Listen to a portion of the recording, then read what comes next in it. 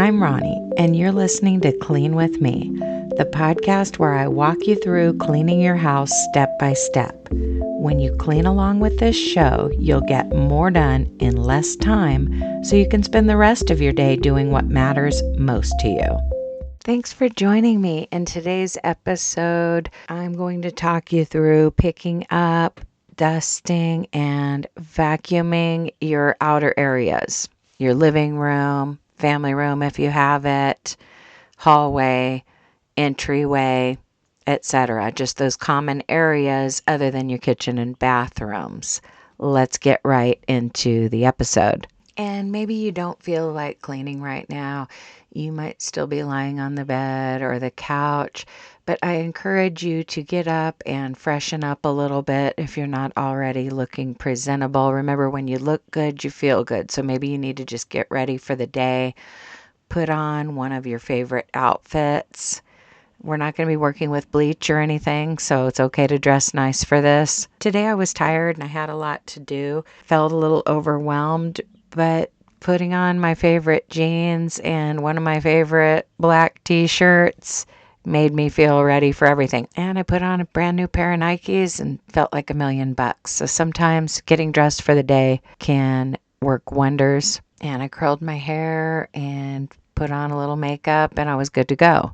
So maybe you need to freshen up. Another thing you might want to do before we start this cleaning session is do a laundry switch. Maybe you have some clothes you need to switch from the washer into the dryer, or maybe you need to start a new load. And since this is kind of an outer area focus, I'll mention that you might want to throw some throw pillows in the washing machine, whether they're the kind where you remove the covers and wash those, or just throw the pillows in. Now might be the time to do that if you don't have other more pressing laundry to do. Or maybe you need to get your house smelling fresh. Put some fresh wax in the wax warmer, or start your essential oil diffuser, or light a candle, or burn some potpourri on the stove. I talked about that in my recent episode, where you can just put some orange peels and cinnamon sticks in a little pot and boil that on the stove. But sometimes there's a source of odor you need to deal with. Maybe you need to take out your kitchen trash, or you need to check for mildewed towels in the laundry room or something, or run your garbage disposal. But usually taking out the trash is a big one. And if you have carpeting, you might want to sprinkle something on the carpet, whether it's baking soda or carpet fresh sprinkles, to kind of let that sit while you're picking up and dusting before you vacuum. And of course, there's that time-honored tradition of opening up your curtains or blinds and then opening your windows and letting some fresh air circulate in your home. The sunlight will do you good, and also feeling like people might walk by and look in the windows can kind of light a fire under you, especially with that front window. If you've got a window on the front of your house and you open your blinds or curtains and then your windows, you'll start picking up and decluttering that room in no time. By now you've done whatever you needed to do to gear up for your cleaning session, whether it was getting presentable, getting your house smelling good, or something else. Let's start picking up those outer areas. And I want you to start at your front door, straighten up the front entrance area, and then just continue onward to picking up your living room, your family room. And if you're like me, you've only got one living area. My living room is also the same room where my entryway is, and then there's just a hallway back to my bedrooms. So when I tell my kids to do an outer areas pickup, they are picking up clutter off of the living room floor and picking up anything that ended up in the hallway. When you have kids or grandkids who are toddlers or you've got pets, there's no telling what might be lurking on your floor. Some of you have more picking up to do than others. I realize we're in different seasons of life. Not everybody has small children or pets. Sometimes straightening up a living area could just mean relocating your shoes that you kicked off while you were on the couch, or hanging up a sweater, clearing a coffee mug and taking it to the kitchen, getting it soaking in the sink. But I realized some of you are picking up lots of toys and random items that are out of place. I know the struggle. By the way, if your kids are school-aged or older, they definitely can help with picking up after pets, younger siblings, themselves. That's a good task to delegate, but I realize you might be home alone. This might be your own personal cleaning session. But just full disclosure, earlier I took my teenage daughter to the motor vehicles department. She had to retake the eye test to get her learner's permit. We got her new glasses, and then she retook the vision portion of the test today and got her learner's permit. Well, while I was gone, my 13-year-old son and 22-year-old daughter picked up the living room.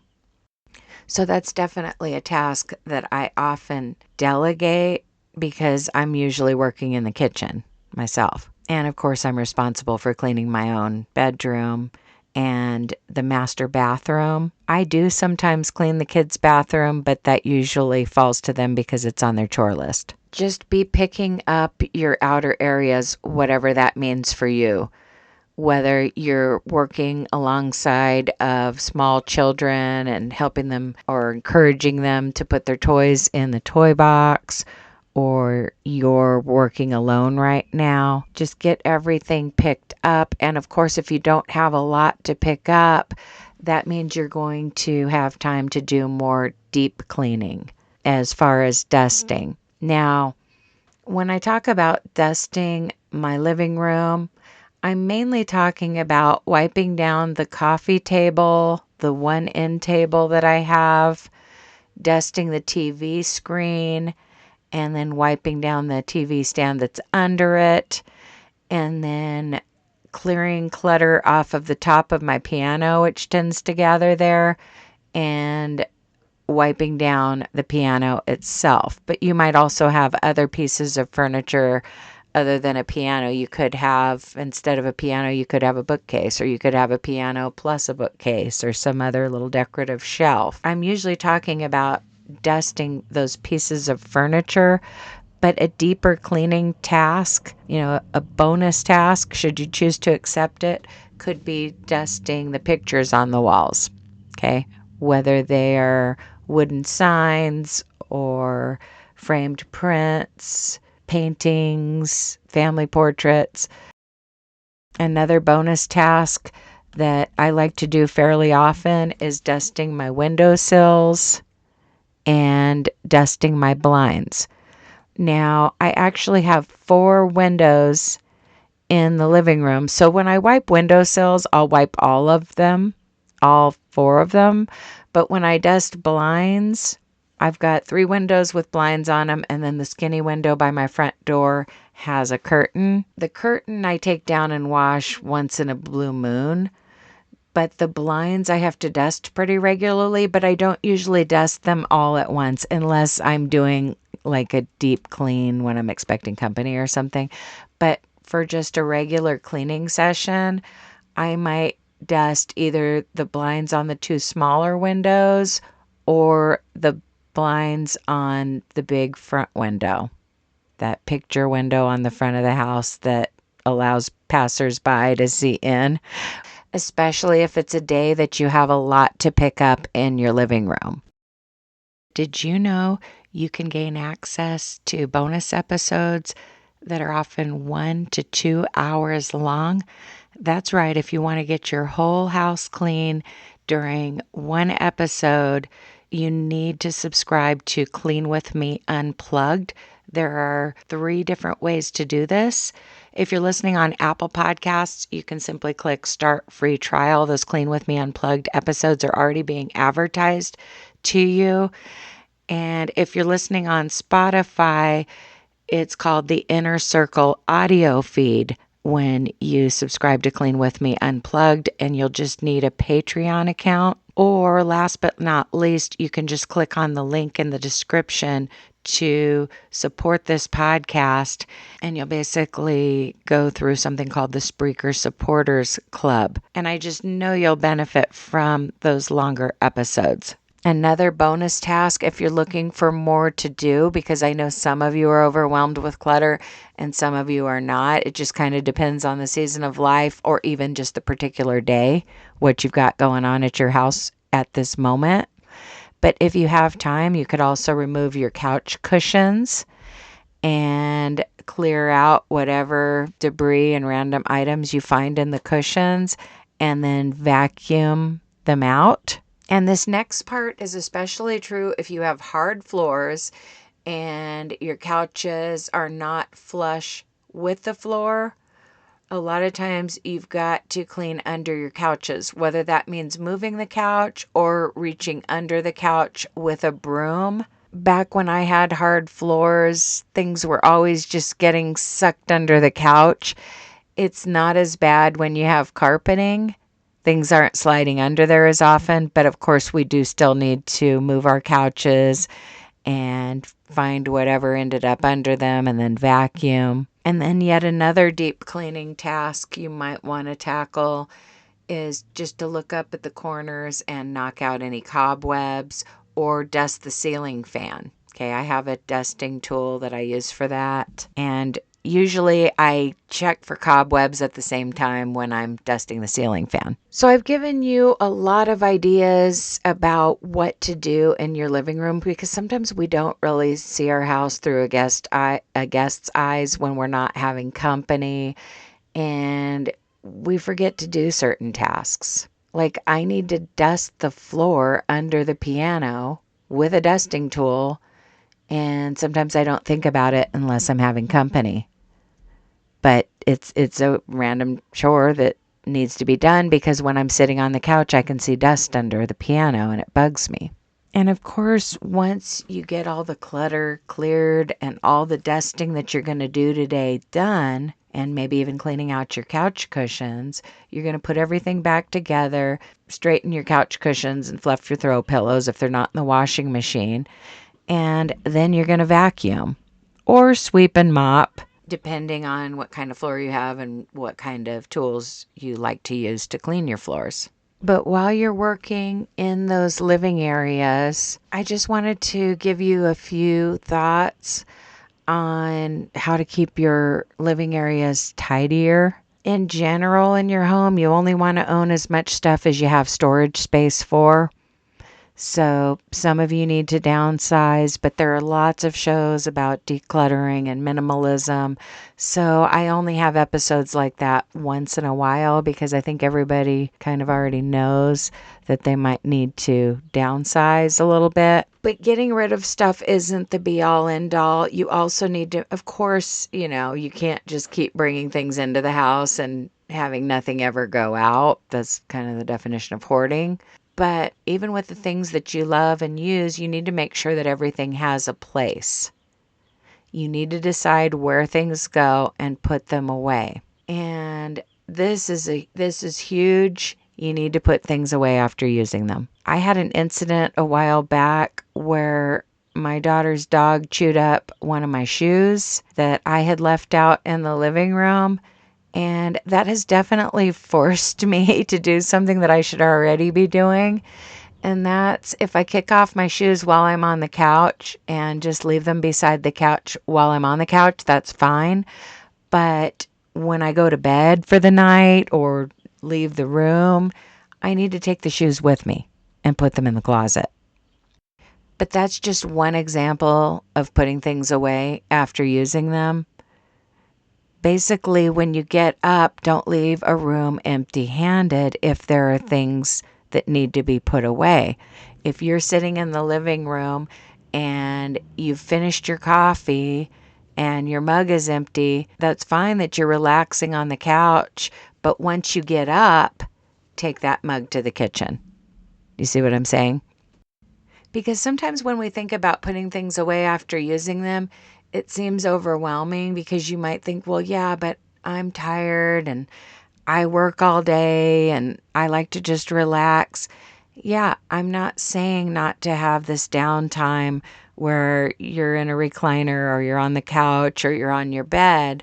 But what I'm saying is when you do get up, don't forget to relocate the items that are out of place. If you have an ice cream bowl by your bed in the evening and you're going to the kitchen to get water, take that bowl to the kitchen and quickly wash it or rinse it and put it in the dishwasher, whatever your system is. And I know you're working in the living room right now, but I'm just talking about habits for keeping your house clean. And the living room is sometimes easier to clean than your bedrooms. So sometimes keeping a clean house starts with your front entrance and your living areas. You want to put your best foot forward in those showcase areas, and then you want to eventually raise the standard in the rest of your home to where you're not cluttering up your bedroom regularly. Other than just doing dishes, step 1 is keeping your living areas tidy. Because when you do the dishes, you kind of automatically start wiping the surfaces in your kitchen. I mean, it kind of comes naturally. I feel like there's a tendency sometimes to procrastinate on doing dishes, but it builds momentum, and then you start clearing off your countertops and wiping all your surfaces, and then, you sweep and mop the floor, and it's kind of automatic. But with living areas, sometimes we leave things lying around and it seems like no big deal at the time to leave one cup or one pair of shoes out. But before you know it, the rest of the family is kind of following suit. You've definitely got to show them by example that you don't leave anything out. By the way, if you don't have a real chaotic lifestyle with kids and dogs, you should still aim to vacuum and dust at least weekly. Some of us need to vacuum daily. We need to pick up and vacuum daily. But if you want your house to look good, you want to vacuum and dust at least weekly. Even if, you and your spouse don't have kids, or you're retired, or you're single with no kids, aim for vacuuming and dusting weekly. But in between those sessions, make sure that you're putting things away as you use them, and that you have a system that to make sure that your kitchen is, clean and tidy before you go to bed, and that you're keeping up on dishes and laundry and so on. But definitely vacuum and dust weekly. Or if you're in kind of a chaotic situation where dogs are dragging trash out, or they're tracking dirt in, or kids are leaving things out, you want to pick up and vacuum every single day, possibly picking up multiple times per day. Is just the reality of your situation. You might need to pick up multiple times per day to have clean living areas. Anyway, I hope you got your living rooms picked up, dusted, and vacuumed. And hopefully you even tackled some bonus chores at the same time. And hopefully I gave you some ideas for keeping your house clean in the future. But putting things away after using them is a game changer. And it's okay to wait till you get back up to do it, but don't leave the room without taking something with you. If you've got dishes to do or you need to clean your whole house, consider subscribing to bonus content. You can unlock longer episodes by subscribing. By the way, special thanks to everyone who's already supporting the show financially. But even just listening to this show helps me, so I appreciate each and every one of you. And as always, happy cleaning. I'll talk to you soon.